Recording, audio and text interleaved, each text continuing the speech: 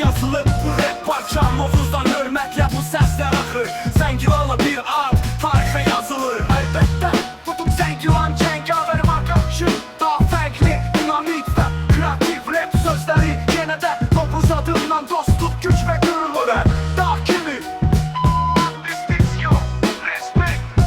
Yo yo bu səslər gəlir Zəngilandan Qardaş dediyim bir igiddən adı Maga maga Dostsur dağlar danışır Bir baxışı yetər qaranlıq alışır Qolunda güc var ürəyində od Yaxın olan qazanır uzaq olan donur Heç kim bilməz bizim yolun sirrini Dostluq elədi saxlayar izini Novruz deyil bu oğlan bir tarix Qarşısında dayanmaq boş xəyaldır artıq Maga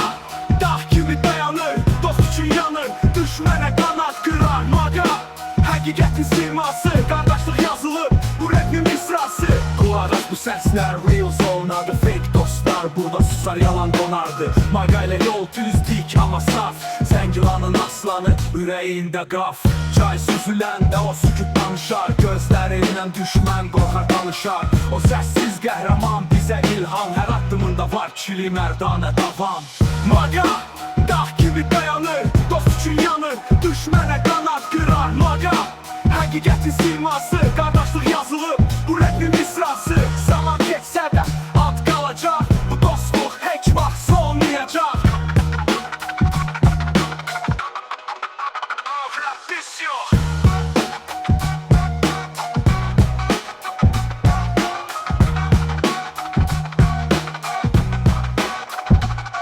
Yo yo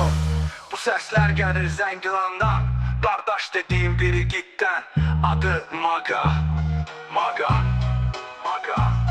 Maga Maga o susur dağlar danışır Bir baxışı yetər qaranlıq alışır Qolunda güc var ürəyində od Yaxın olan qazanır uzaq olan donur Heç kim bilməz bizim yolun sirrini Dostluq elədi saxlayar izini Novruz deyil bu oğlan bir tarix Qarşısında dayanmaq boş xəyaldır artıq Maga dağ kimi dayanır Dost üçün yanır Düşmənə qanat qırar Maga həqiqətin siması Qardaşlıq yazılıb bu rapin misrası Qulaq as bu səslər real zonadır Fake dostlar burada susar yalan donardı Manelə yol düz dik amma saf Zəngilanın aslanı ürəyində qaf Çay süzüləndə o sükut danışar Gözlərindən düşmən qorxar danışar O səssiz qəhrəman bizə ilham Hər addımında var kiri mərdanə davam Maga dağ kimi dayanır Dost üçün yanır Düşmənə qanat qırar Maga həqiqətin siması Qardaşlıq yazılıb